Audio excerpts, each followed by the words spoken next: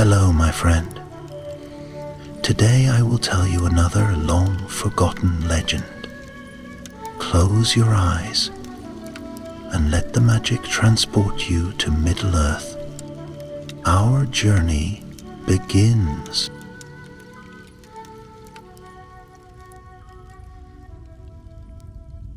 In the elder days of Arda, long before the first sunrise, when the world was yet cloaked in starlight and silence, there stirred a shadow in the north.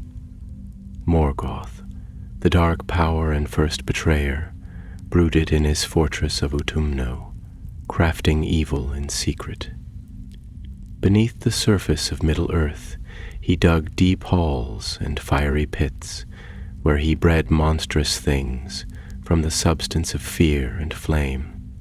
But far to the west, in the blessed realm of Valinor, the Valar kept watch.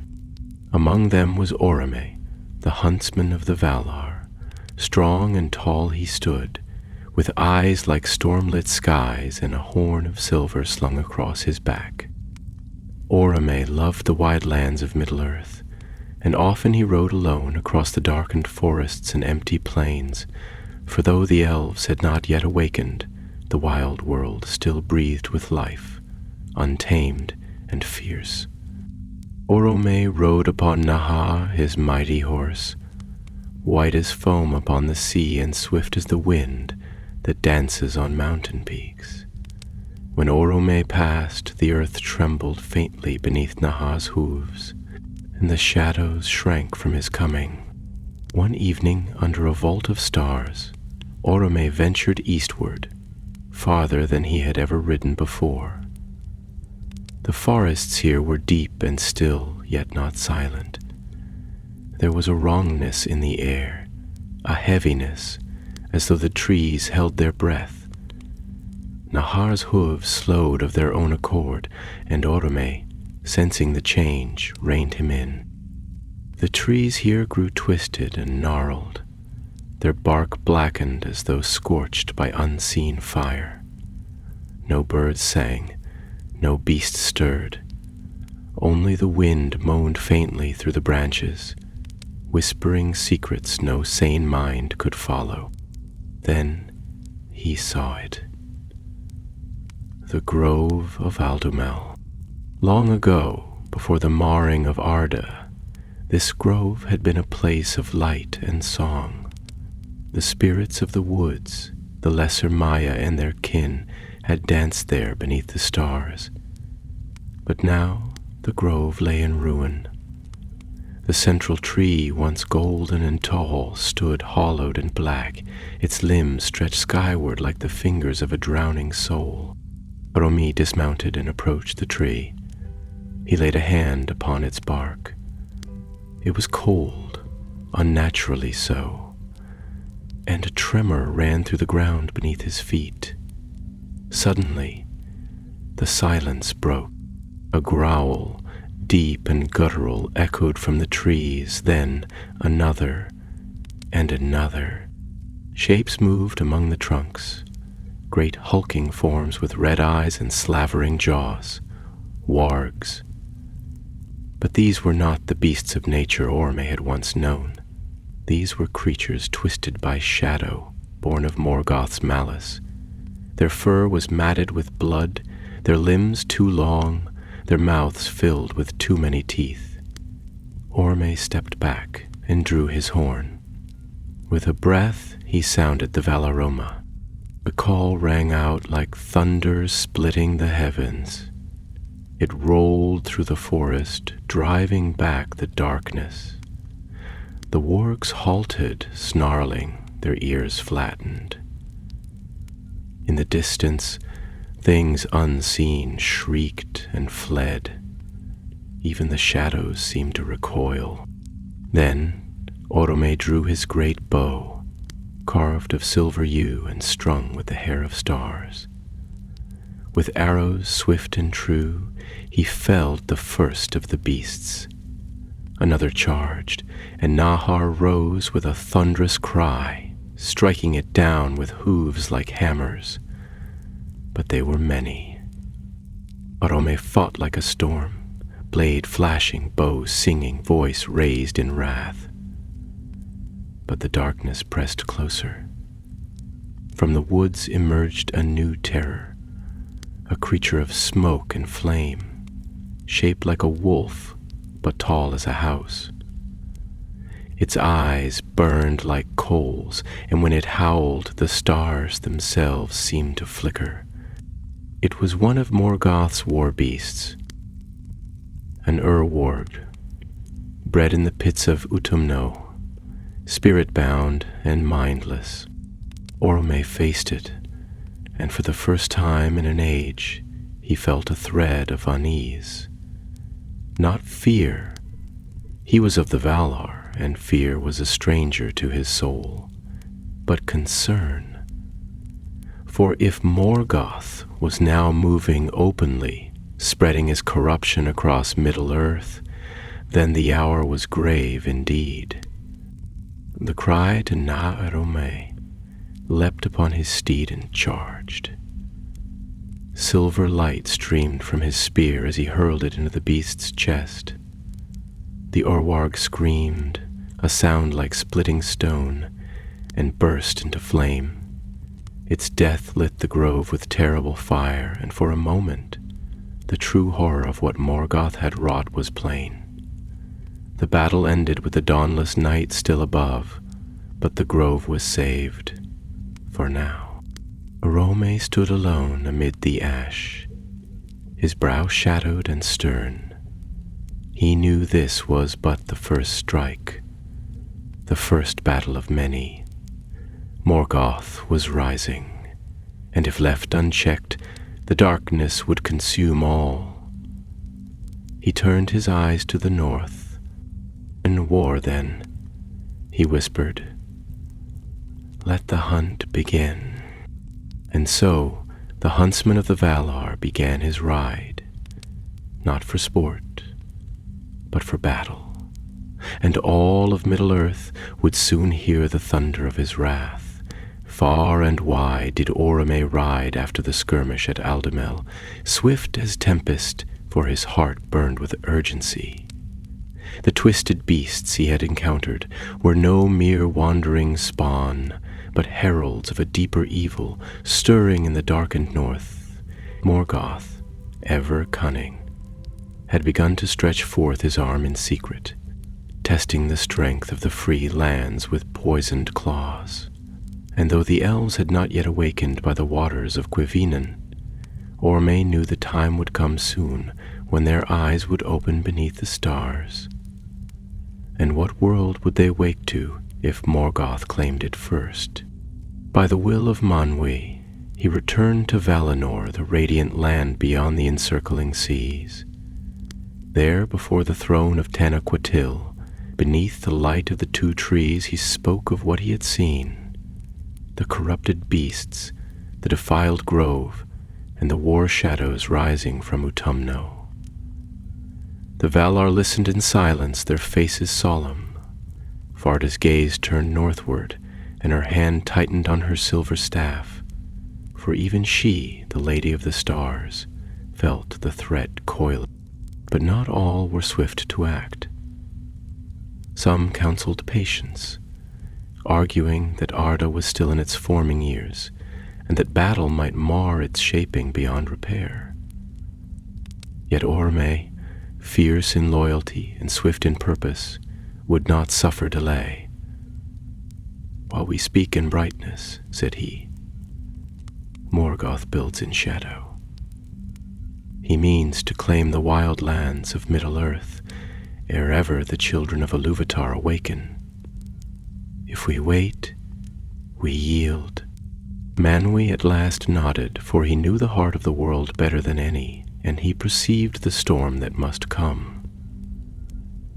Thus did he grant Oromë leave to gather a host, not vast like the armies of the end times, but swift and sure, a hunting band of fire-hearted Maiar, spirits of the land and wind, warriors shaped for pursuit and battle. Among them came Eonir of the golden bow, swift as falcon flight, Aranus, who could speak with beasts and command the trees, and Thandor, a Maya clad in stone, whose hammer strikes broke mountains. By Orome's call they rode to war, not with banners and fanfare, but with silence and resolve. Across the darkened lands they galloped, through valleys sleeping beneath starlight, through hills shadowed by ancient mist, past lakes like mirrors holding the reflection of Varda's stars. The beasts of the earth watched them pass and did not flee, for they knew Oromë of old, and they knew his wrath was for the darkness alone. In the furthest reaches of the north they came at last to a valley choked in fog. No bird sang here, no insect hummed. The very air was thick with despair, and the soil beneath their feet wept black sap. This was the Vale of Dralth, once a green glen of the early world, now corrupted and turned to Morgoth's purpose. Here, beneath the veil of stars, he had summoned forth his servants to work foul enchantments. The land was being reshaped, not by water or wind, but by will. Morgoth's will. Scouts sent by Oromë returned with grim tidings. A gate had been opened, a wound torn through the world by shadow sorcery, and through it Morgoth was sending forth his spawn. It was a small breach, hidden among the rocks, but it grew day by day, and soon it would be wide enough to loose a host into Middle-earth. Already the woods nearby were overrun with dark spirits, and the creatures of the grove, twisted to his will, were being brought here to guard the threshold. Oromë raised his hand, and his host halted. His eyes narrowed as he gazed upon the tainted glen, and though his face was calm, his spirit was ablaze. "This gate must be sealed," he said, "and Morgoth's spell work undone. If we fail here, there will be no forest left unburnt, no glade untouched by claw and flame. We ride at nightfall." The host prepared for battle, not in haste, but in quiet readiness. Weapons were drawn, arrows blessed by the light of Telperion, and songs of power murmured beneath breath. Eonir scaled a cliff to take the high ground, his golden bow glinting faintly in the starlight. Aranis knelt by the roots of a dying tree and whispered to it, drawing from the soil the last breath of life to awaken the grove's forgotten guardians. Thandor hefted his hammer and struck it once to the ground, and from the hills nearby came shapes of stone, awakened by the deep music of the earth. And Oromë, mounted once more upon Na'ar, waited with patience born of ages. His horn he held low, silent for now, but ready, for he knew the hour would come when it must ring again, and when it did, the darkness would shudder. Night fell without moon or sun, for neither yet dwelled in the sky, but the stars shone cold and bright above. The air grew thick as oil. From the depths of the vale came the sound of drums, deep and slow the rhythm of dread. Then the enemy came. First the lesser things, warped wolves and black serpents, winged shadows without form, spilled forth from the glen like a tide of rot. Behind them came greater foes, trolls of the early dark, giants of root and bone, and the dark spirits, cloaked in shape, twisted mockeries of the Maiar, their eyes like burning coals. Oromë raised his spear. "Now!" he cried, and the host of the huntsmen surged forward. The night was split by his horn, and the sound of it was like fire bursting from the mountains, like rivers breaking their chains. light poured forth from the warriors of Valinor, a light not of the sun, but of the elder days, pure and strong. Spears met fang, blade met claw, and the first battle of the hunt began in truth. The glen shook beneath their fury, and the war song of Oromë rose higher. He rode at the front, silver spear in hand, his voice a clarion of defiance. Thus was the battle joined. The clash in the Vale of Droch was not as battles would be in later ages, with armies ranked in shining armor and standards lifted high. No horns were blown, save that of Oromë, and no banners were unfurled, for this was a war of the wild places, of shadow and starlight, of spirit against spirit beneath the open heavens. Yet it was no less fierce, and its memory would linger in the land long after the echoes of the last cry had faded. Oromë led the charge with the fire of the Valar burning in his heart. Upon Nahar he thundered forth, into the thickest of the foe, and where his spear was thrown, a beast of shadow fell. His wrath was terrible to behold, and his voice rose above the din like the voice of the wind that howls over mountain crags in winter. Around him his chosen rode, spirits of the early world, fair and terrible, each bearing weapons wrought in the days before days, when the world was yet young and the light of the two trees untouched. Eonir, swift and deadly, loosed arrow after arrow from his golden bow, each shaft trailing silver light as it flew, and wherever it struck, a creature of Morgoth perished in silence, dissolving into smoke. Aranis, draped in robes the hue of forest dusk, lifted her arms, and from the very earth arose vines and roots and towering trunks, bending to her will. The corrupted beasts were caught and crushed, their cries muffled beneath ancient bark now awakened to fury. Tandor strode among the enemy like a moving hill, and his hammer sang as it rose and fell, sending tremors through the soil. Every blow he struck was like the toll of a great bell, and those caught beneath it were unmade, their dark essence shattered and scattered.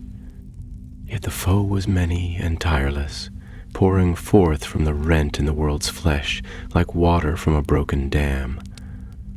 The lesser creatures fell easily, but the spirits of flame and hate, dark Mai bound to Morgoth's will, resisted with cunning and strength. One such creature, a thing of smoke with wings of cinders and a body shaped like a man but taller and crueler, surged toward Oromë with a shriek that made the air tremble. It wielded a sword of black fire, and when it struck, the blade hissed through the wind, burning even the air it passed through. Oromë met the blow with his spear, and for a moment the two powers clashed in silence, a silence deeper than the grave. Then, with a cry that shook the heavens, Oromë drove the creature back. The force of his will alone sent the spirits stumbling, and Nahar reared, striking at the enemy with hooves that shone like the first light upon water. The dark Maya fell, and Oromë's spear, cast like lightning, pierced its form and pinned it to the earth. With a final scream, the creature was consumed in a flash of fire and vanished. But the gate still yawned wide, and from it a deeper darkness stirred. The rift itself, jagged and gaping, was not merely a doorway, but a wound in the fabric of the world, held open by Morgoth's power. Through it pulsed a cold wind, not of this world, and all things near it withered. Even the light of the stars seemed dimmer in its presence, and the warriors of Oromë, though mighty, felt its weight upon their spirits. Aranis moved toward the gate, chanting words in a tongue that had not been spoken aloud since the shaping of the stars. Her voice was soft and slow, yet filled with strength, and as she sang, the trees at the edge of the vale groaned and bent, their roots reaching forward. But the rift resisted, pulsing with a dull red light. As if alive and enraged, from within the chasm there came a sound, a low, grinding voice that spoke no words, only hate. Then from the depths rose a creature of enormous size, not beast nor spirit, but something born of both, an creature, an ancient experiment of Morgoth, made in mockery of Oromë's own steeds. It stood upon 4 legs, its back ridged with black iron bones, and from its mouth issued steam and rot. Upon its back rode a shadow-shaped crowned in horn and flame, faceless yet full of malice. Oromë spurred Nahar forward, signaling his host to hold back. He alone would meet this foe, for he recognized in it Morgoth's challenge, a champion sent to break the will of the Valar's hunter and assert dominion over the wilds of Middle-earth. The huntsman raised his horn and blew a long, low note, not to rally but to announce. It was a call of judgment, the herald of the wrath of the Valar. They met in the heart of the glen, beneath the gaze of the stars. The clash was dreadful. Oromë's spear rang against the creature's iron hide, and the beast reared and lashed out with hooves like anvils, shaking the ground. The Shadow Rider wielded a blade of dusk, and its strikes could unmake the air. But Oromë, though weary from battle, fought with the fury of the firstborn of Arda, his eyes lit with storm and fire. The duel lasted through what seemed a night within night, while his warriors held the line and drove back the lesser foes. At last, with a cry that echoed to the roots of the mountains, Oromë drove his spear into the beast's eye, piercing its skull. The great creature stumbled, faltered, and fell, crushing the Shadow Rider beneath it. There came a howl, long and despairing, and then silence. Oromë stood, his form dimmed with ash and blood, but his spirit unbowed. The enemy routed then, for without their champion, the dark spirits faltered. Some fled back into the gate, which now pulsed less fiercely. Others were struck down as they turned. Aranis and Eonir came to the gate, and together they sang a closing song, one of binding and sealing, taught by Varda herself. With their voices joined, and the last of Thandor's strength laid upon the land, the wound was closed. The rift shuddered once, then collapsed into itself, leaving behind a scarred hollow, but no longer a breach. The battle was won, yet Oromë did not smile, for though the enemy was driven back and the gate sealed, he had glimpsed the depth of Morgoth's cunning. The Dark One had not merely sent beasts to test the world's defenses. He had opened a door, seeking to establish a hold and to spread his dominion across the young and sleeping lands. This was but the first of many such attempts, and Oromë knew well that Middle-earth would never again be free from the shadows so long as Morgoth held power in the north. But the hunt had begun, and Oromë, huntsman of the Valar, would not rest. In the days that followed the sealing of the gate in the Vale of Drelf, Oromë and his company did not return at once to the west, though the peril of that hour had passed. The land bore wounds that could not be swiftly mended, and the huntsman would not leave the wild places untended, not while the air yet carried the scent of fire, and the trees whispered of dread. Though the rift had been shut, and the host of Morgoth driven into shadow, the taint of his presence lingered, a darkness that clung to root and stone, and not all of it fled before sword and song. They remained a while in that northern wilderness, not in idleness but in cleansing. Thandor, with hands of stone and will of mountain, delved deep into the corrupted soil and turned it over with mighty labor, burying the blackened roots and burning away the foul growth with fire kindled from the starlight itself. Aranis wandered beneath the boughs of withered groves, calling forth such spirits as yet lingered in sorrow, and sang them into rest or awakening according to their strength. And Eonir, ever watchful, passed between hill and hollow, hunting those few shadowlings that had escaped the battle. For though they were small, they were cunning, and left unchecked, they would gather and fester again. As for Oromë, he rode alone by night beneath the cold stars, his path winding through vale and forest, listening to the murmurs of the world. The beasts of Middle-earth came to him in silence. Stags with eyes like embers, wolves with pelts of silver and frost, eagles who had flown far over the northern peaks, and they spoke in the speech of old days which few remembered now. From them he learned that the reach of Morgoth was deeper than the wound they had closed. Other places, hidden and forlorn, had been touched by his malice, and even now things stirred in caves long forgotten and marshes where no light dwelt. Thus was Oromë's heart troubled. For the first time since the shaping of the world, the wilds themselves trembled. The creatures who once fled only from fire or hunger now feared the very land. The rivers murmured in strange tones, and the trees grew silent where once they sang to the stars. It was a silence not of peace, but of waiting, as though all things sensed the coming of a greater shadow. And so, when the cleansing was done, Oromë gathered his company and spoke to them beneath the boughs of a half-healed grove. The starlight filtered through the leaves, pale and gentle, and the earth beneath their feet had begun to breathe again, though faintly. The warriors stood in a circle, their faces lit by a fire kindled from the heartwood of a sacred tree, and all was still as Oromë's voice rose. "My friends," said he, "this was no passing evil.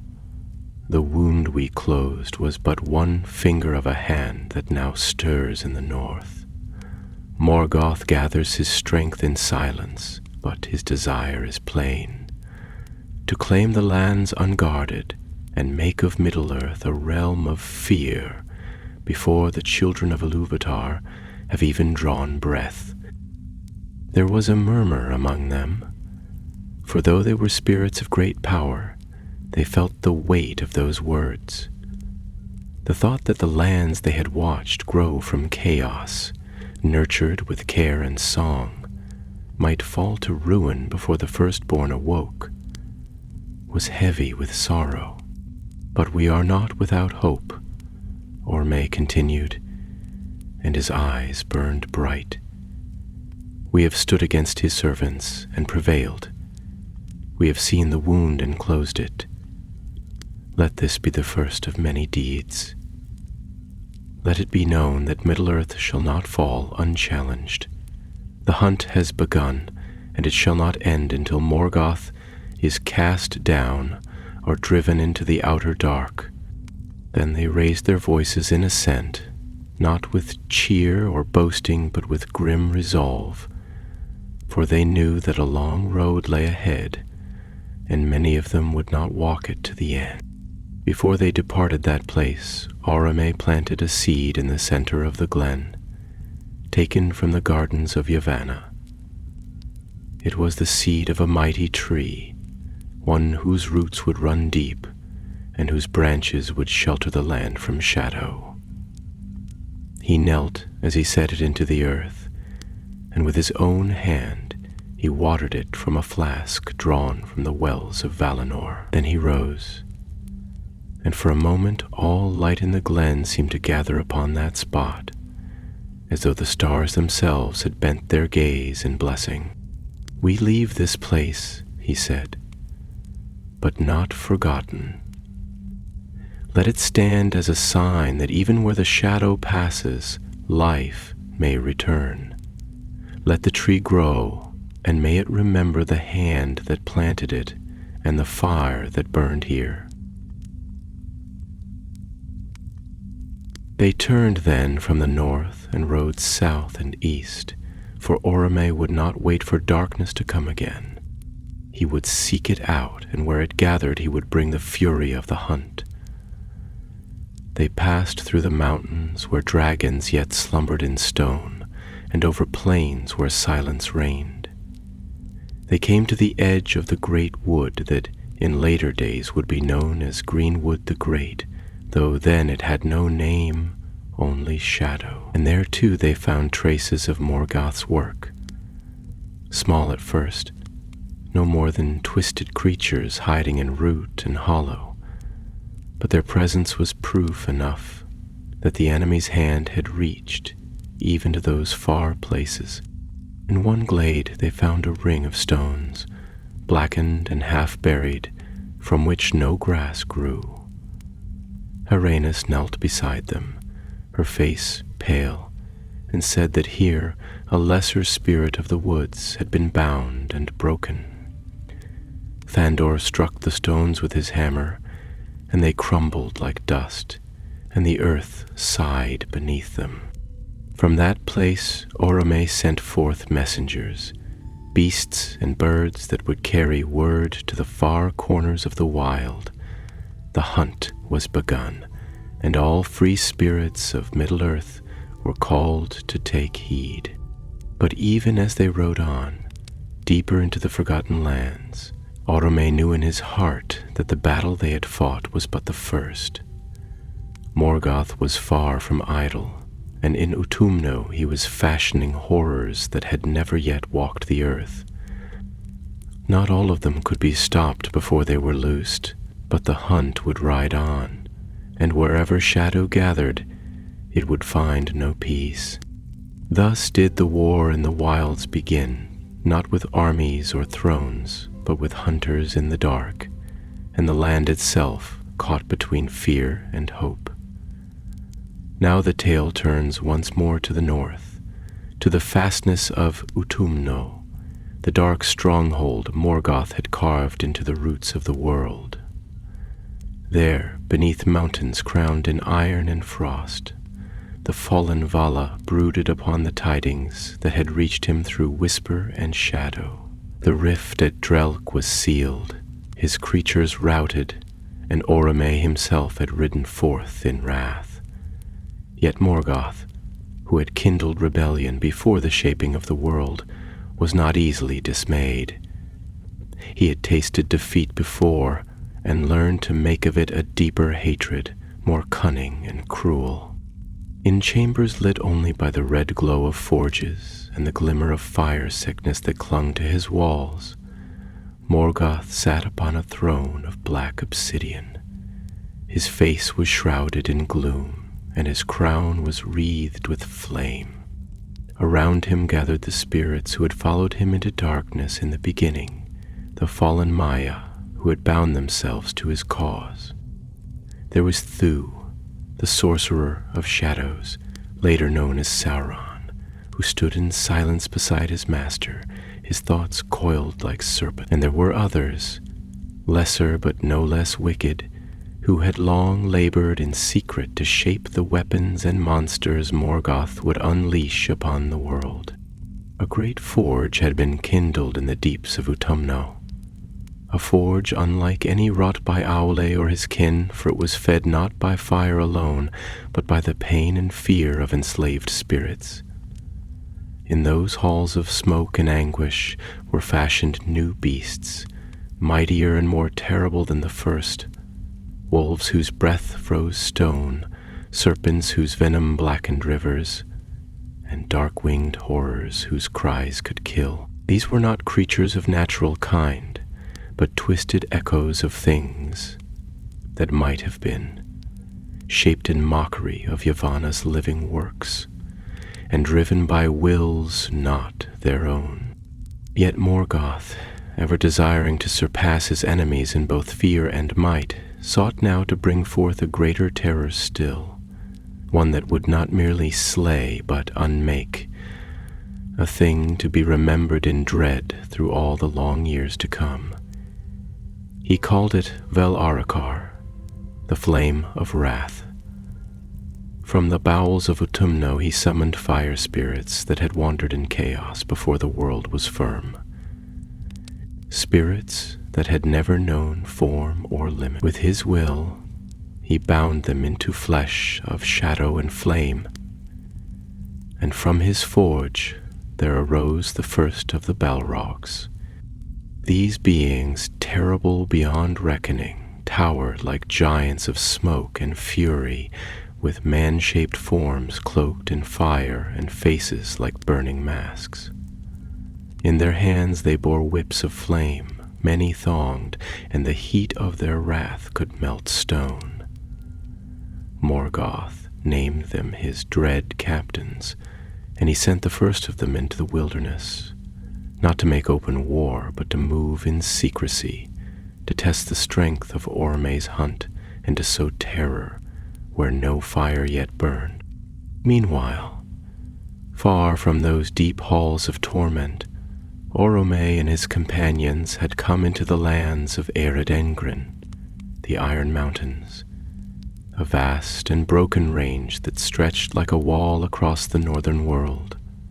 These mountains were old, older than the shaping of the seas, and in their shadows the sun had never risen, nor would for many ages to come. Snow lay upon their peaks in eternal cold, and within their valleys crept winds that whispered of ancient things best left forgotten. It was there, beneath those jagged heights, that Oromë came upon the ruins of a hidden vale, a place that once had been fair, but was now utterly desolate. Stones lay cracked and broken, the remnants of a circle of standing pillars carved in elder days. No trees grew there, and even the moss had turned gray. In the center of the ruin stood a single obelisk, blackened and leaning, upon which strange runes had been scorched as if by fire. Aranis laid her hand upon the stone and recoiled at once, for it was filled with malice. "This place is cursed," she said, her voice low, "defiled by powers that walk without form. The spirits here are bound in fear, and even the earth dares not remember what has passed." The Onir, standing watch at the edge of the veil, signaled with a sharp cry. From the hills beyond came the sound of heavy footfalls, slow and deliberate, as if some great beast moved beneath the surface of the world. Then the sky itself grew dark. No cloud had passed, and no night had fallen, but a shadow spread across the stars, as if something vast had risen beyond sight, blotting out the heavens. A wind rose, dry and bitter, and the fire they had kindled burned blue, and Oromë stood still as stone, his eyes lifted to the ridge above. There, silhouetted against the faint gleam of Varda's stars, stood a figure, tall as a tower, shrouded in flame and darkness, with burning eyes and a whip of fire coiled at its side. It descended the slope with slow, measured steps, and with each step the stones cracked beneath its feet. This was Gothmog, the first of the Balrogs, the High Captain of Morgoth, sent to measure the strength of the huntsman and test the fury of the Valar. Oromë mounted Nahar without word, and his companions fell into formation, grim and ready. The battle would not be as the last, against twisted beasts and spirit wraiths, but against a foe wrought of the elder fire, a being of such power that it could not be slain by blade alone, nor cast down by song. Gothmog lifted his whip, and the flames hissed as they uncoiled, lighting the vale with a red and terrible light. Oromë raised his spear, and his horn, silent since the war at Droch, was once again lifted to his lips. The call that rang out was like no sound of horn before or after. It was a cry of defiance, a summons of flame against flame, spirit against spirit, the voice of a Vala unyielding in wrath. The stars above flickered and the mountains shook, and the second great battle of the hunt began. The clash between Oromë and Gothmog was not as a mortal duel, swift and fleeting, but as the meeting of storms in the high airs of the world, outmighty and shattering, filled with light and darkness, and echoing far across the lands in rumor and dread. No words were spoken between them, for there was no speech between the servant of fire and wrath and the huntsman of the Valar, only the roaring of flame and the answering cry of wind and hoof, as Na'ar pawed the broken earth and the stars trembled above. Gothmog struck first, his whip unfurling with a sound like the cracking of the world's bones, and where it fell, the rocks burst into cinders, and flame rose in columns to the sky. Oromë turned aside the blow with his shield, which gleamed with the light of Telperion's last bloom, and with a cry he hurled his spear, swift as the flight of the storm eagle and keen as the first frost. It struck the Balrog's shoulder and drove deep, and from the wound issued smoke and fire, and Gothmog staggered, roaring in rage. Yet he did not fall, nor was he slowed for long. He wrenched the weapon from his flesh and cast it aside, and with both hands gripped his whip, circling it about his head like a wheel of fire. The heat was so great that even Thandor, standing far off, was forced to shield his eyes, and the grass about them withered to ash. Then Oromë drew his great curved blade, Galchul, forged in the beginning by the hand of Aula, and gifted to him in the first making of Arda. With it he struck at Gothmog, and the light of that blade was as a river of moonlight pouring through the dark. Again and again they met, fire against light, fury against wrath, and the earth groaned beneath their strife. Around them the company of Oromë stood as watchers and wardens, and they did not join the duel, for such a battle was not theirs to enter unless Oromë fell, and they knew it. Yet they did not stand idle, for with Gothmog had come others, spirits lesser in might, but fell in malice, cloaked in smoke and shadow. Against these foes the hunters of the Valar turned their strength. Aenir loosed shafts of light into the gloom, and each arrow struck true, for his aim was like that of the stars themselves. Aranis called upon the roots of the earth, and from beneath the blackened soil rose thorn and bramble, binding the feet of the flame spirits and dragging them down into the dark, where they were unmade.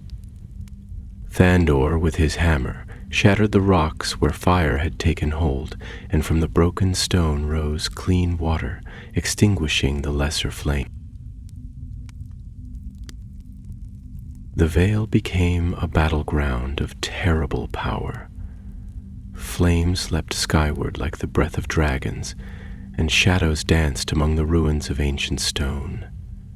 The air was thick with ashen light, and the cries of the fallen rang like bells of sorrow. Yet still the duel raged at the center, and the light of Oromë and the flame of Gothmog warred without cease. Oromë pressed his foe, driving him back step by step, though each advance was costly, and the land burned beneath them. Galchul flashed in sweeping arcs, and the blade's song was heard even through the roar of fire, a high and cold note like silver wind. But Gothmog, filled with the fury of his making, met each blow with his own, and his whip struck again and again, licking at Oromë's shield and steed. Nahar, though clad in strength not of mortal kind, faltered under the heat, and at last the whip found its mark. With a terrible cry the beast reared and stumbled, casting Oromë from the saddle. The Vala rose swiftly, unbroken, but now he fought upon the ground, and the Balrog loomed above him, its form growing larger with every breath, as if it fed upon the fear and ruin about it. Then a great wind arose from the east. It swept through the vale like the breath of the sea, clean and cold, and the fire dimmed for a moment. Oromë lifted his blade, and it shone brighter than before, as though the wind had fanned the flame of his spirit rather than his foes. With a cry that echoed through the mountains, he leapt, and his sword came down upon Gothmog's helm with the full force of the wrath of the Valar. The helm shattered. The flames that had clothed the Balrog shrank, drawn inward as if consumed, and the body of Gothmog fell to one knee, a hand clutching the ruin of his helm, the whip falling slack beside him.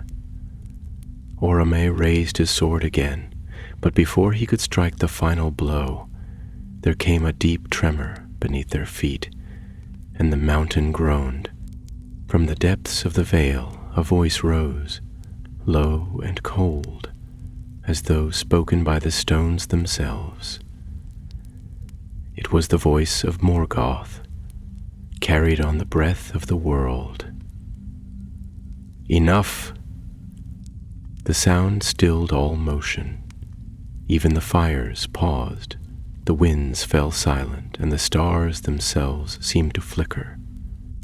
Gothmog, wounded but not slain, vanished in a burst of smoke and fire, his form drawn back into the earth, called by the power that had made him. The spirits that remained turned and fled, some into the hills, others dissolving into the air, and the darkness lifted at last. The vale was quiet. Smoke drifted across the scorched ground, and the sky above was dark but for the stars. Nahar returned to his master, limping but unbroken, and laid his head against Oromë's side. The huntsman stood in silence, Galchul lowered, his eyes fixed upon the place where Gothmog had vanished. "We have not slain him," he said at last, and his voice was heavy with weariness. "But we have driven him back. He will remember this." His companions gathered around him, and none spoke for a while, for though they had not been defeated, they had seen the true face of the foe's might. No longer was Morgoth content to send spirits and beasts. He had forged captains now, creatures of power and terror, and he had begun to speak through the earth itself. Aranis looked to the east. "He watches us," she said. "He learns our ways, and we shall learn his," Oromë answered. "This war will not be won in one blow, nor by strength alone. We must become hunters in truth, not only of beasts, but of secrets." Then he turned from the broken veil, and the host followed him, their hearts heavy but steadfast, their blades sheathed but ready. The hunt rode on. In the deeps of Utumno, Morgoth brooded in silence, and in his thoughts he began to shape a new design, one that would wound the Valar not through the might of war, but through the hearts of the children of Ilúvatar, who even then stirred in the darkness, not yet wakened to the stars. After the duel with Gothmog, the host of Oromë did not tarry in the broken vale, for though they had emerged victorious, they had gleaned a bitter truth. The war had changed. It had deepened. As a river deepens its course through rock, becoming less visible, more treacherous, the enemy no longer assailed them in open wrath alone, but began to move with cunning and forethought, shaping traps in secret, whispering into the hearts of the land itself, twisting the earth and air as a smith twists metal upon the anvil. Oromë led his company eastward beneath the stars, leaving behind the blackened stones and the burnt roots of the glen where fire had raged. In silence they rode, and the wind that had swept the battlefield still lingered at their backs, though its voice was softer now, like a lament. Long was their journey, for they did not ride upon roads, for none were yet made in those days. They passed through ancient woods untouched by shadow, and over hills where the grass grew tall and silver in the starlight, and the stars themselves wheeled slowly overhead, marking the passage of time by a rhythm older than memory. Though they found beauty in those lands, it was a fragile beauty, like a flame caught in a breeze, and often the signs of darkness appeared in subtle ways. Streams that once flowed clear now ran sluggish, choked with mire and moss. Birds flew in silence, no longer singing, their nests abandoned. There were groves where no leaf turned, and hollows where the very earth seemed to watch, waiting. In such places Aranis would descend from her steed and lay her hands upon the roots, whispering songs of healing and remembrance, while the others stood guard with weapons drawn, for the silence was never to be trusted. In time they came to the edge of a wide plain, ringed by hills like a crown and open to the east. There the grass grew dark and brittle, and a haze hung over the land as though a great fire had passed long ago and left the breath of its ruin behind. It was not the doing of flame, however, but of shadow. Morgoth had passed through this place once in bodily form, and the memory of his presence had sunk deep into the soil. It was here that Oromë called a halt, and he and his companions dismounted and stood beneath the cold stars, speaking in low voices of the path ahead. For beyond the plain, beyond the hills that hemmed it, lay a place few had dared to tread since the earliest shaping of the world, the hollow of Dumarath, where it was said that the veil between the seen and the unseen grew thin, and things long forgotten stirred in the deeps of the world. Yonir, ever watchful, climbed the tallest of the hills and looked eastward, his keen eyes piercing the gloom. When he returned, his face was grave. "There is movement in the hollow," he said. "Shapes without name pass through the mists, and fires flicker where no flame should burn. Something gathers there, though I cannot say what. But the land is listening." At these words, Oromë was still, and all the company fell silent, for they knew the huntsman was weighing something unseen. At length he spoke, and his voice was firm though quiet. This place was once a watchstone of the world, a place where the thoughts of the Valar were made firm in the shaping of Arda. But Morgoth, in his flight and fury, has sought to corrupt even the echoes of that memory. We must go there, and we must see what work he has begun. So they descended into the plain, and the air grew colder with each step, though no frost was upon the ground. The stars above seemed dim, and the wind whispered not from the west, but from the earth itself, as if the land breathed a slow and troubled breath. They crossed the plain by the light of their own making, torches wrought from the boughs of blessed trees, and lanterns filled with flame drawn from the fire of Aole's forge. And thus they came at last to the hollow of Dumaroth. It was a deep vale, bowl-shaped and wide, ringed by cliffs whose faces bore the marks of great tools, chisels and hammers from a time when the world was still soft with newness.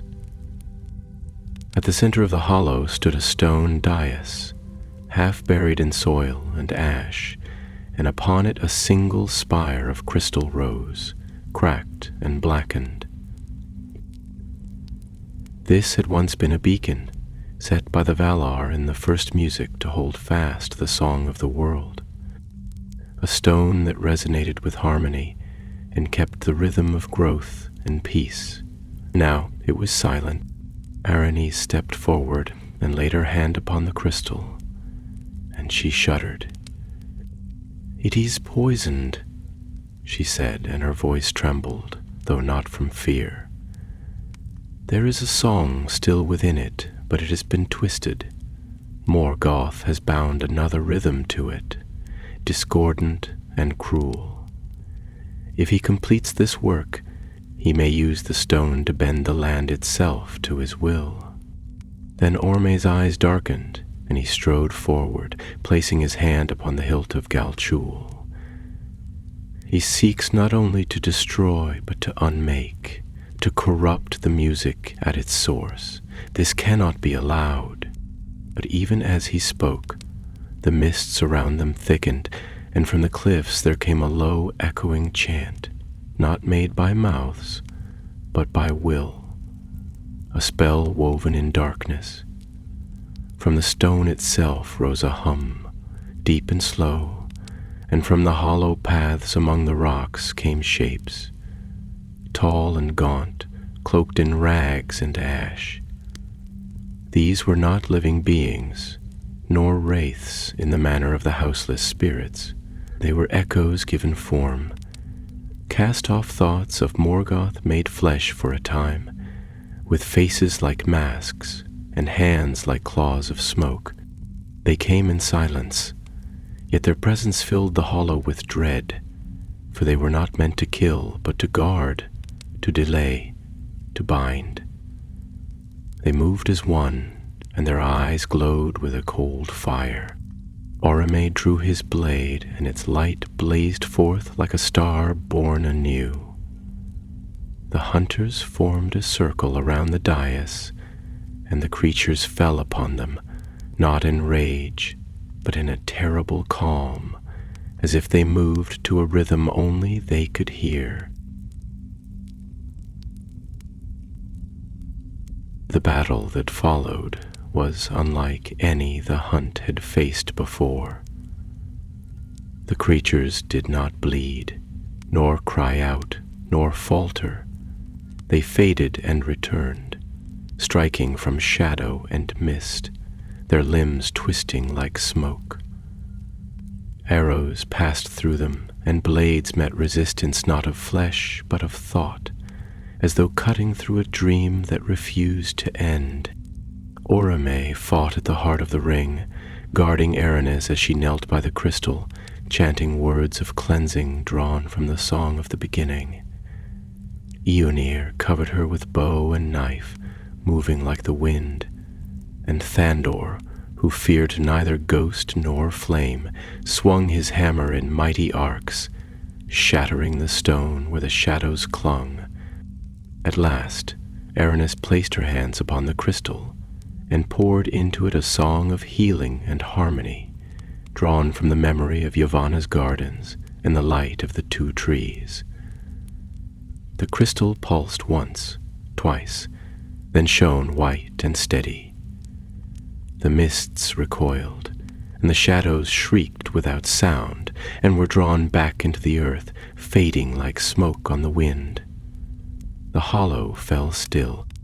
Oromë raised his head, and the stars shone down, cold but clear. The beacon had been reclaimed, but not without cost, and not without warning. Morgoth had nearly turned the heart of the world against itself, and he would try again, in other places, in other forms. But the hunt had struck a blow that would not soon be forgotten, and the hunt would ride on. In the days that followed the cleansing of the hollow of Dumarath, Oromë and his companions dwelt for a time among the hills, for the land was weary, and so were they. Though their spirits were unbroken, the toil of the long hunt and the perilous strife they had endured pressed upon them like a shadow of stone. The earth had groaned beneath their feet, and the weight of Morgoth's sorceries lingered still in the air, a heaviness that no wind could wholly dispel. The crystal beacon at the heart of the hollow now glowed faintly once more, not in splendor as in the elder days, but with a steady light like that of a star seen through cloud. Aranis remained near it, tending the wounded boar, for though her song had undone the greater evil, the stone had been cracked, and no power in Middle-earth could restore it to the purity of its making, and yet it still held fast to the song of the world, and its pulse echoed faintly through the vale, strengthening the soil and calling back the small things, the creeping ivy, the roots of buried saplings, and the quiet spirits of the wild who had fled into deeper hiding. The Aenir walked the high ridges and watched the far horizons. His sharp eyes ever turned to the east and north, for though no army marched upon them, the enemy had not been idle. Shapes were seen in the distance, fleeting as smoke, and in the night strange cries were heard upon the wind. Low, drawn-out wails like the voice of the earth in pain. Tondor labored among the hills, raising stones and cairns in silence, marking the borders of the cleansed land with signs of strength, so that the wild would remember the touch of the Valar and hold fast against the return of shadow. Oromë, meanwhile, rode alone through the woods beyond the hollow, seeking signs of Morgoth's passage. Wherever he went, beasts came to him, fox and deer, wolf and bear, eagle and owl, and they spoke in the speech of the world before words, telling him of what they had seen, what they had felt, and from them he learned that the dark power had begun to bend not only flesh and stone, but time itself, hastening the decay of once still places, turning the rhythm of seasons awry. There were forests where autumn had come too soon and lingered too long, and groves where the moon no longer cast light, though it rode the sky above. One night, beneath a sky veiled in thin cloud, Oromë returned to the hollow and summoned his companions to council. They gathered beneath the beacon stone, its pale glow casting long shadows on their faces, and though they spoke in the tongue of the Valar, their words were grave. "There is a place yet untouched by our watch," said Oromë, "a place spoken of by the beasts and feared even by the wind. It lies in the far northeast, beyond the jagged teeth of Eredingrin, where the stars grow dim and the night is thicker than the cloak of Ungoliant. It is a valley without name, where no tree grows and no bird flies. There Morgoth has sent one of his captains to root his power in silence, and from that place the land is poisoned, not swiftly but slowly, as rot spreads through a tree unseen." Standor frowned, his brow like a crag, and his voice rumbled like distant thunder. "What power lives there that even the beasts will not name it?" Aenir answered, his voice cold and sure. "A new evil, born of Morgoth's thought and fire. The beasts speak of it as one who walks with the face of man but bears no soul. They say it moves with the stillness of the grave, and its eyes shine without warmth. Then Aranice rose, her cloak shimmering like leaves in moonlight. Whatever it is, it seeks not only to destroy, but to undo the memory of life. The land forgets where it has passed. That is a deeper evil. Oromë nodded, his gaze falling upon the crystal. Then we must go, before the forgetting spreads too far. So they made ready once more. Their wounds were bound, their weapons cleaned and blessed anew, and each was given a token drawn from the stone itself, a shard of light, clear as frozen dew, bound in silver wire and worn upon the breast. These tokens would guide them if the shadow sought to turn their minds or mislead their steps, for the road they would walk now was one few had dared to tread. They departed the hollow in silence, save for the soft cry of Na'ar as he reared beneath Oromë, and the soft fall of their footsteps upon the grass.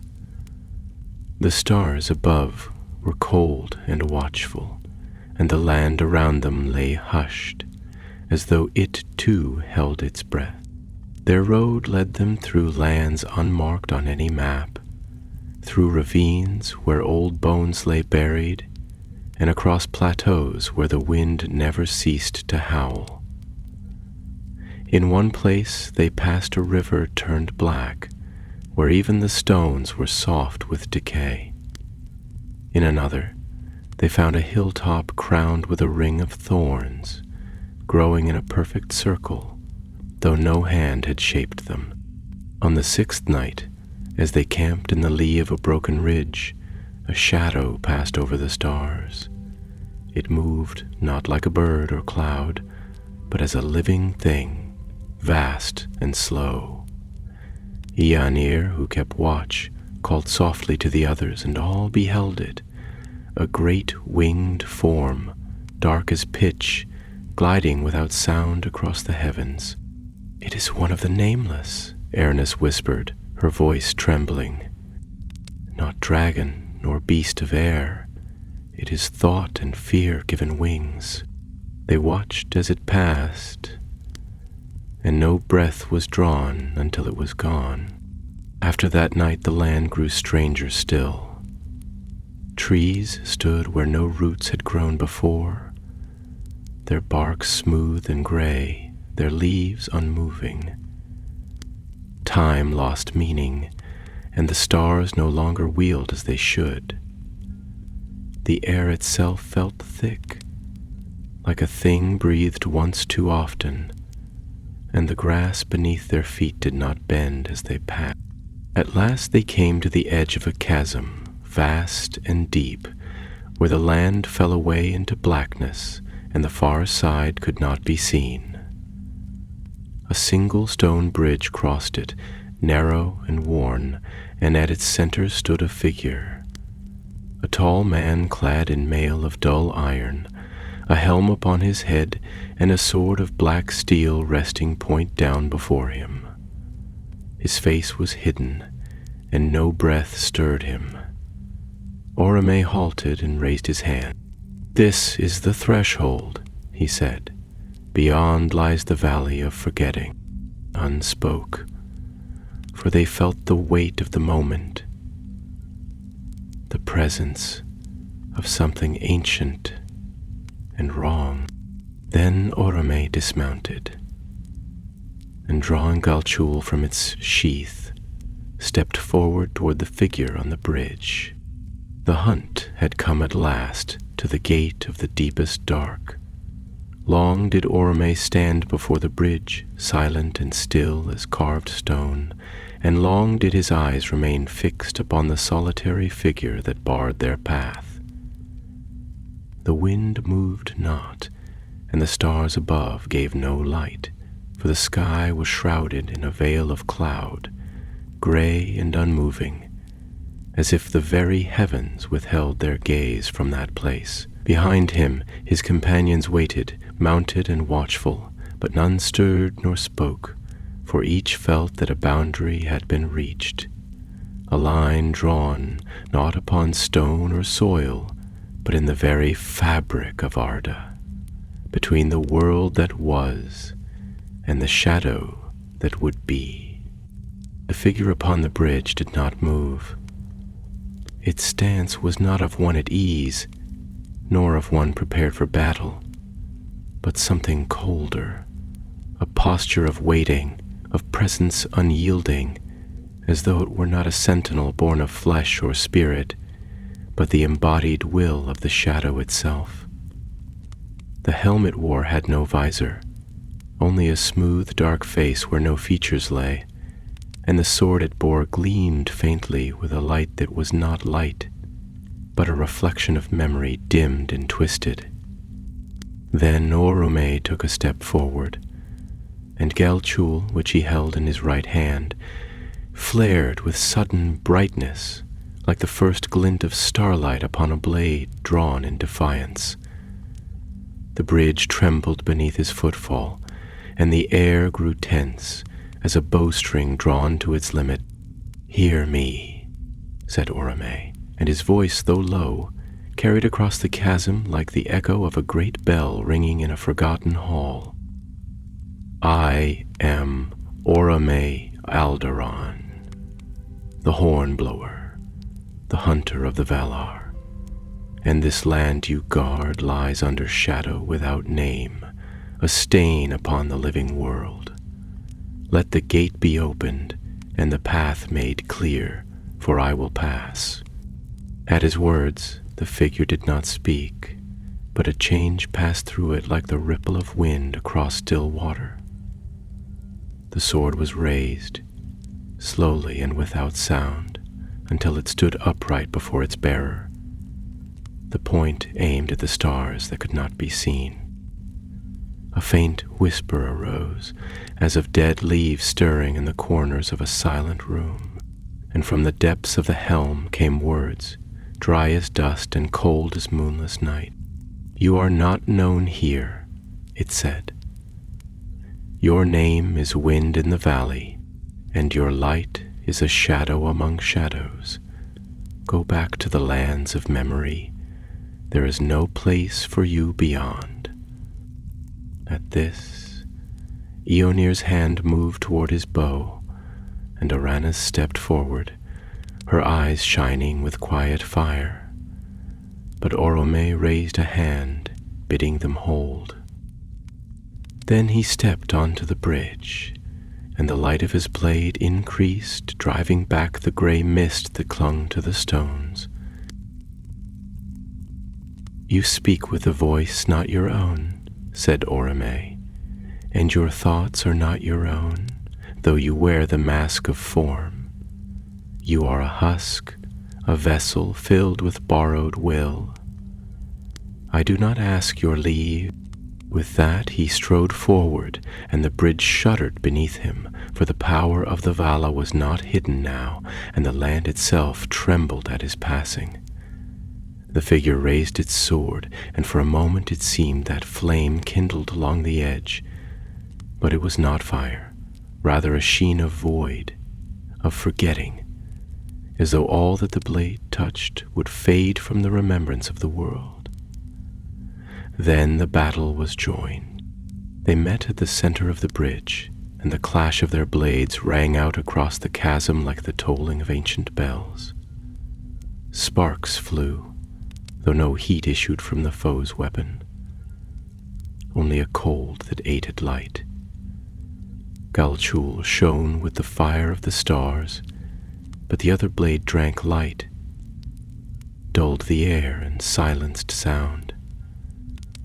Each blow Oromë struck was mighty enough to fell towers, but his enemy did not stagger. It moved with a stillness that defied reason, never quick, never slow, as if bound to a rhythm outside time. The bridge began to crack beneath them, its stones splitting and groaning, and the wind that had lain still now howled from the chasm's depths. Below there was no bottom, only a vastness where light was lost, and voices might fall forever without echo. Forward, and his wrath grew. The blade in his hand sang louder with each stroke, and though the figure gave no cry and showed no pain, its form began to flicker, as though the shape it bore could no longer hold the force within. At last, with a great cry, Oromë struck a blow that cleft the helm from the figure's head, and the mask fell upon the bridge with a ringing sound. Yet beneath it there was no fade. There was only a void, a hole where form had once been, filled with swirling shadow that twisted like smoke in water. The figure reeled, and its sword fell, clattering upon the stone. Oromë stepped back, and the creature crumpled upon the bridge, vanishing like dust before a storm. The way was open. He turned, and his companions came after him, crossing the bridge in silence, each bearing the light of their tokens as a shield against the gloom.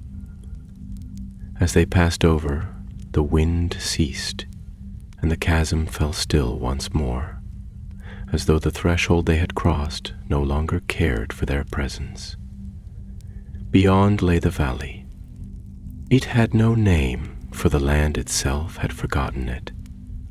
The air was gray, the sky pale as old bone, and the earth beneath their feet was neither soil nor stone, but something in between, soft, silent, and cold. No tree grew here, nor blade of grass, and the hills that rose on either side were like the backs of slumbering beasts, unmoving and vast. In the distance stood a tower, low and cruel, its shape neither square nor round, as though it had been built by hands that had no understanding of beauty or need for comfort. Toward this tower they rode, and as they went, the silence deepened. Even Nar's hoofbeats made no sound, and their breath did not mist the air. The world around them seemed held in a long exhale, the kind that comes before a cry or before weeping. And within each of them grew a sense that something was being taken. Memories once sharp became blurred, names of places and faces slipped from thought, and even the stars, which they had followed since the beginning of days, no longer seemed to shine in proper places. But the tokens upon their breasts still glimmered, faint yet unwavering, and the light of the beacon crystal bound to silver fought back the forgetting.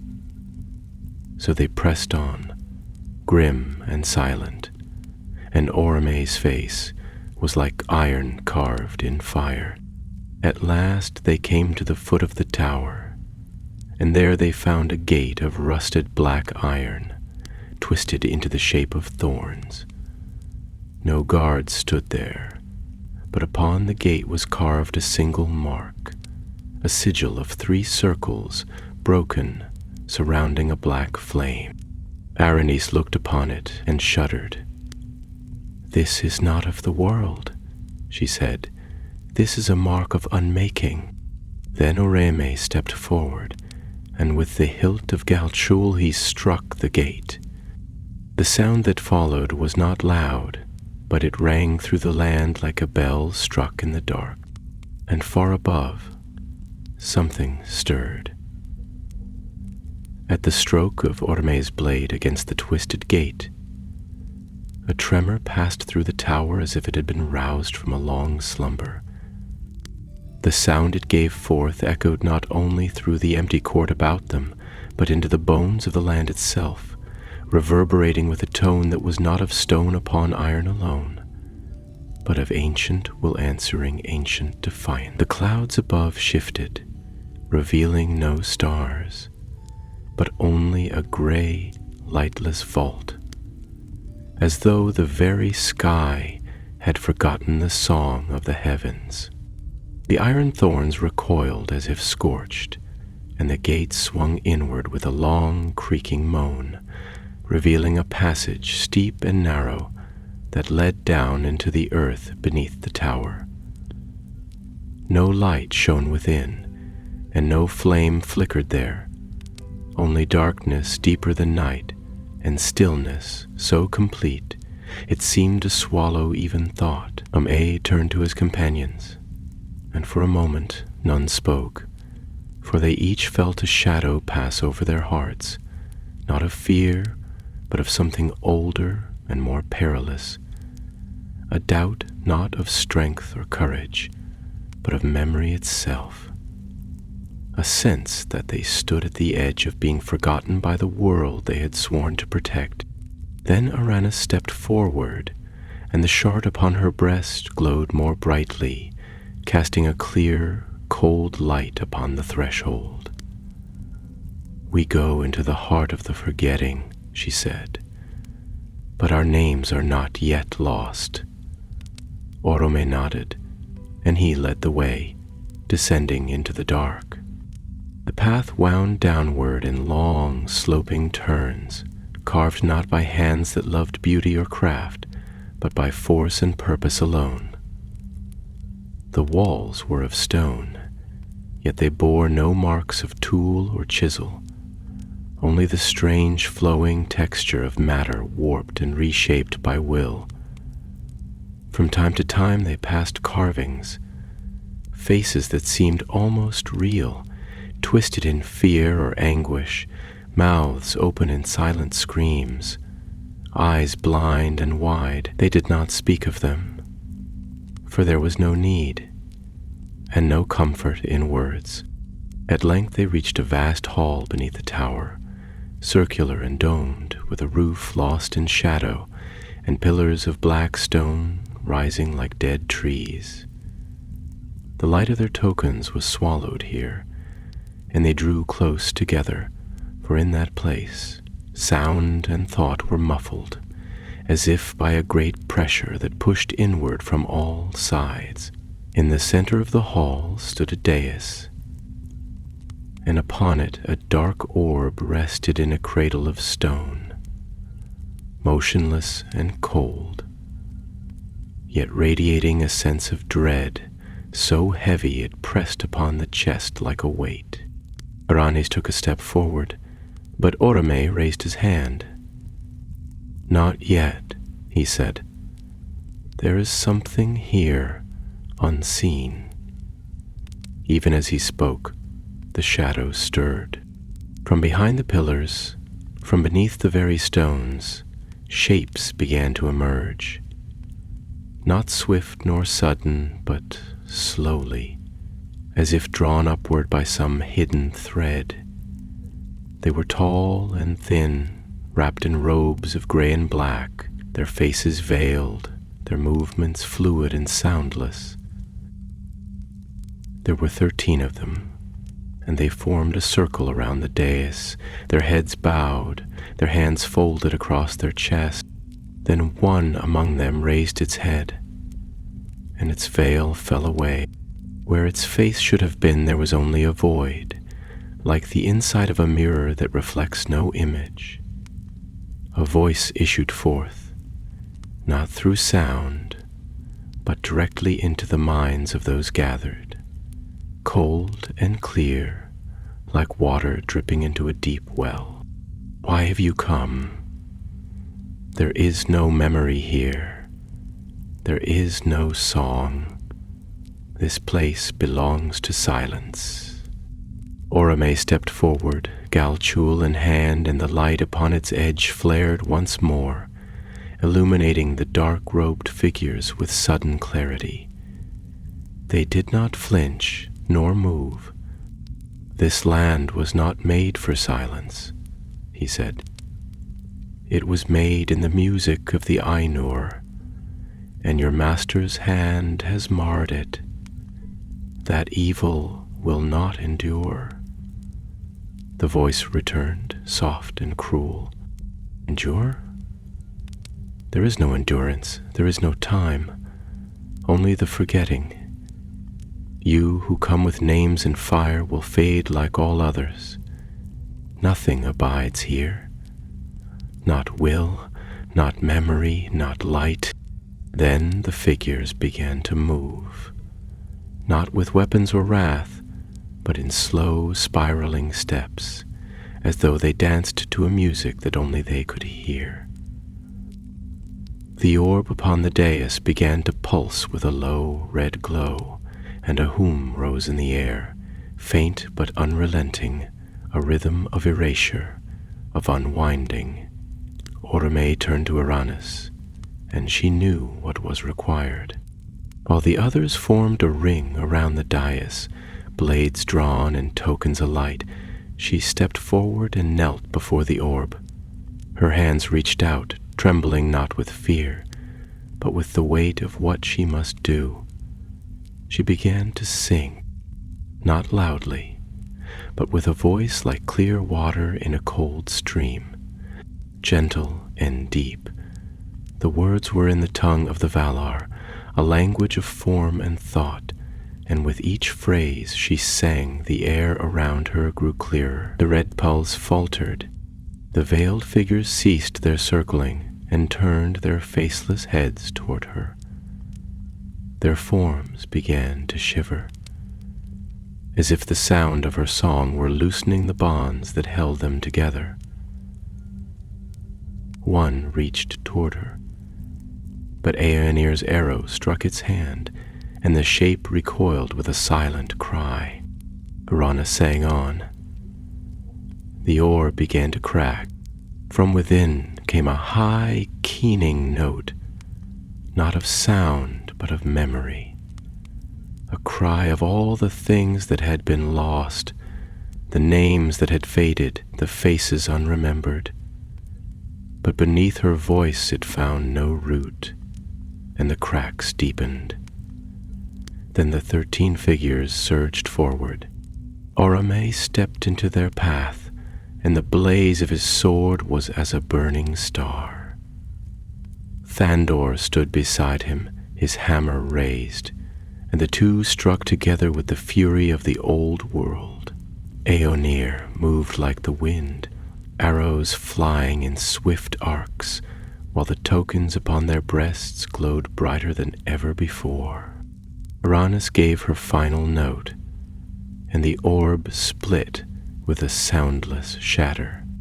The light it gave forth was not bright, but deep, a radiance of remembrance, of song restored, of names once lost returning to the world. Like birds to their nests, the figures screamed in silence and vanished like smoke in sunlight. The hall grew still. The darkness receded. The tower above groaned, and the air lifted, and for the first time since their descent, the stars above were visible once more, shining through a rent in the clouds like silver tears. Oromë looked to his companions, and their faces were drawn but resolute. "The wound is closed," he said. "For now." They turned and climbed the path once more, bearing with them the light they had kindled, and behind them the Tower of Forgetting crumbled into dust. Yet the hunt was not ended, for the hand of Morgoth remained, and in the farthest north, in halls of iron and ice, the dark enemy stirred again. Thus the Tower of Forgetting fell, and the hollow valley where memory had withered was made whole again, though its healing would be slow, for deep were the wounds that Morgoth had driven into the land. But the light restored by Uranus's song, drawn from the elder days and the fountains of unbroken harmony, lingered like a soft breath upon the earth, and in time the trees would return, and the stones would sing once more in their long slumber. Yet the company of Oromë did not wait for the turning of that season. For the hunt was not yet ended, nor was the darkness vanquished. Even as the tower crumbled into dust behind them, Oromë turned his face to the north once more, and the fire in his eyes was undimmed.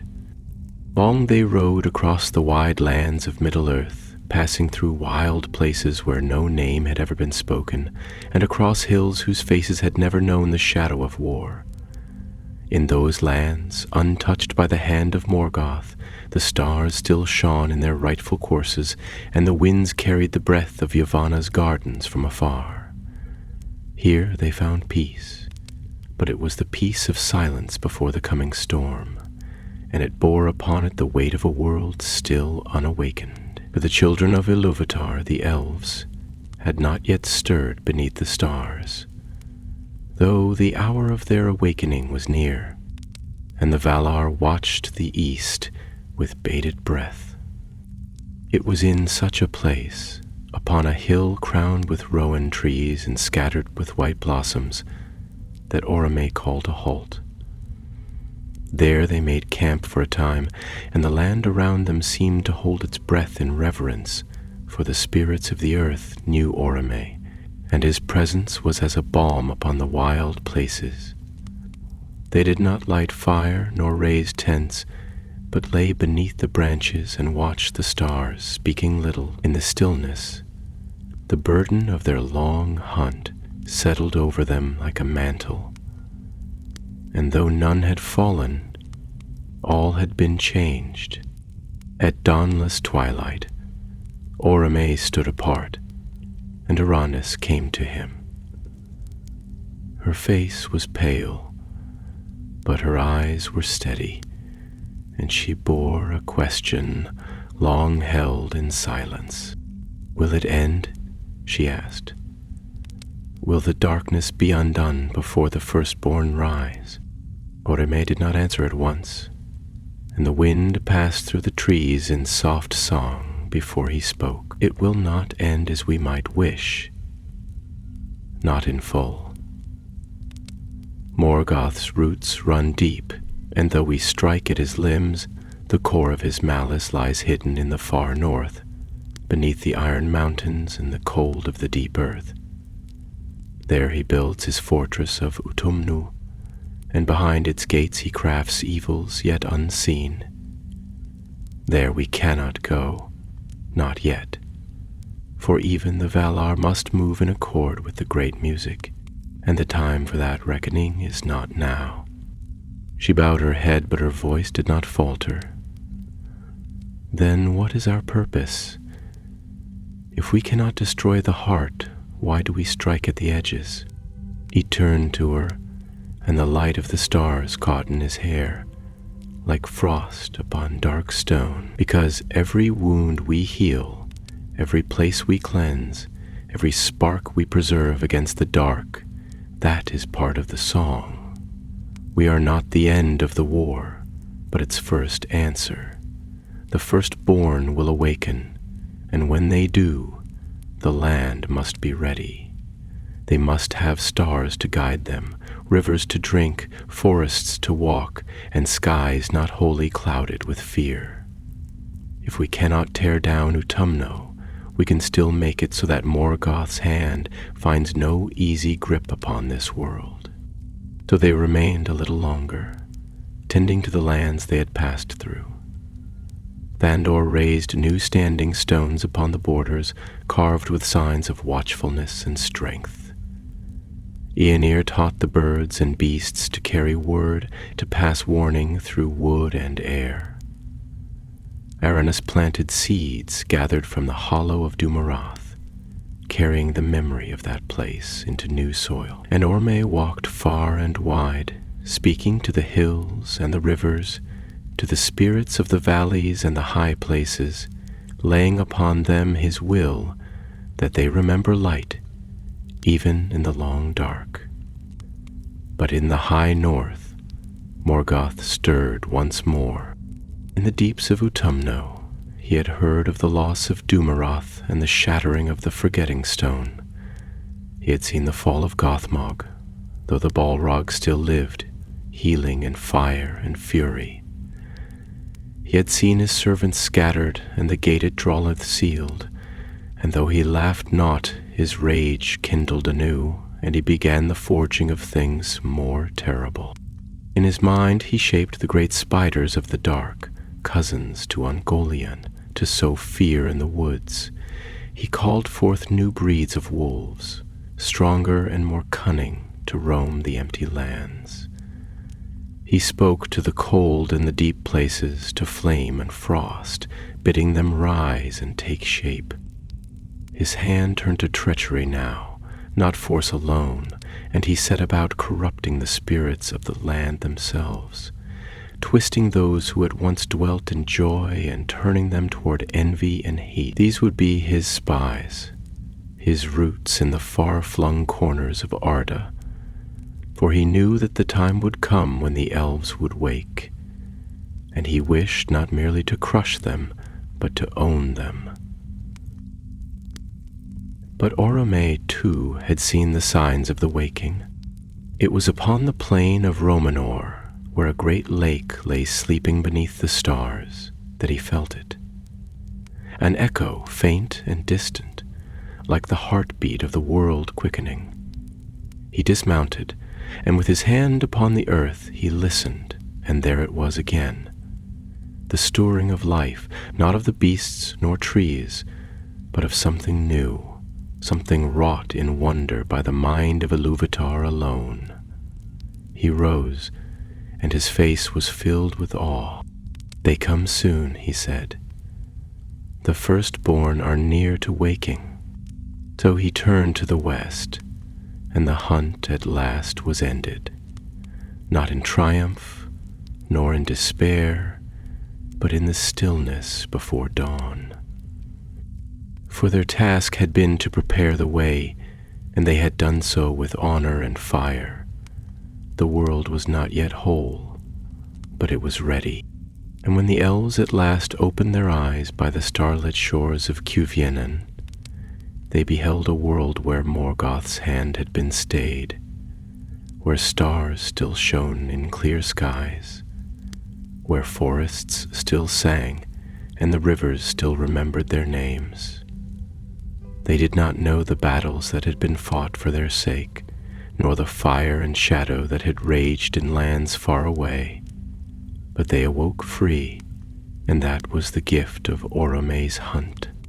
And in time when the darkness came again, and the need was greatest, they would remember the stories of the huntsman who rode beneath the stars, whose horn had once split the night, and whose sword had burned like a star above the northern wastes. For though the hunt had ended, the memory of it did not fade, not while Arda endured.